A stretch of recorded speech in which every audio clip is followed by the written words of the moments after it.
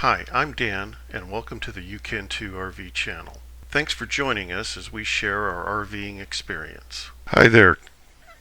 Recently the shampoo rod in our shower came loose. So today I'm going to show you how I'm going to caulk this back in place, doing a neat job with a technique that I learned a while back.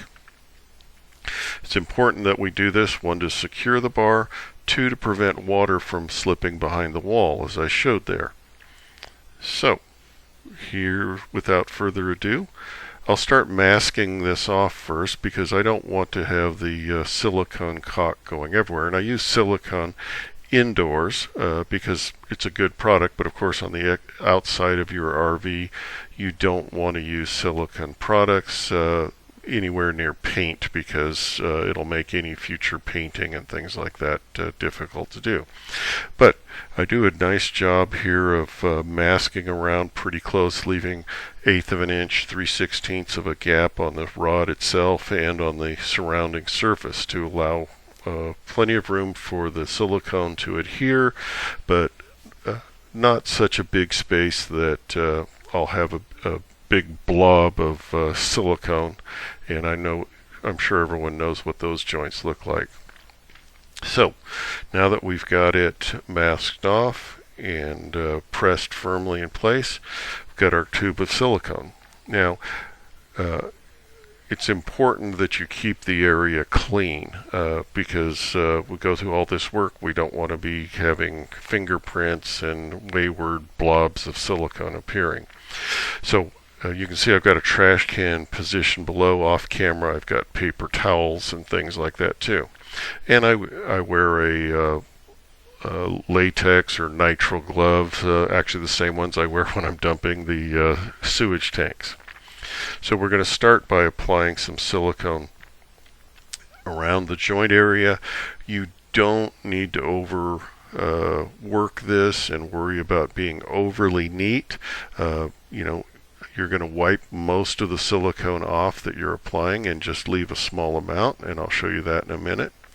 But you want to push enough that you get some penetration into that joint, but don't worry yet.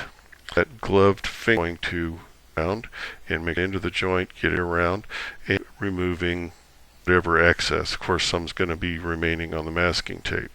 And off to the side there, I've got a paper towel in my hand, and I'm removing the excess from my finger as I go so that I can keep this neat. Alright, there goes the paper towel, and I'm removing my glove now. So after all that careful taping, we're going to rip it off immediately because we do not want the silicone to set before we remove the tape. So we'll just peel that off here, and it comes off in nice big chunks. Be careful again if you get any on your fingers. Have a paper towel handy to clean them off so that you aren't smearing silicone all over your shower walls.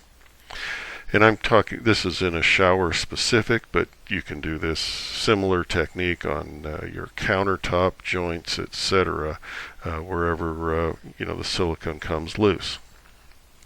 I did a new backsplash in our motorhome and used a similar technique to join this to the counter. So that just peels off neat.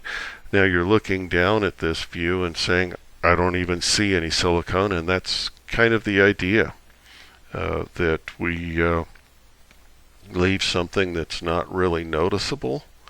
And I'll pull the camera down, gets a little jerky here, but anyway, you can see that we've got can't hardly see a joint there. That's going to be held firmly. It's going to prevent any of the wall, and I hope this helps you.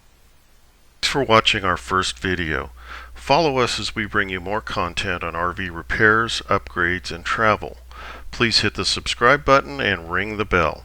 I look forward to your comments. Lastly, I'm in a friendly subscriber competition with my good friend Steve Egbert, so be sure to check out his channel. And when you do, tell him that Dan sent you.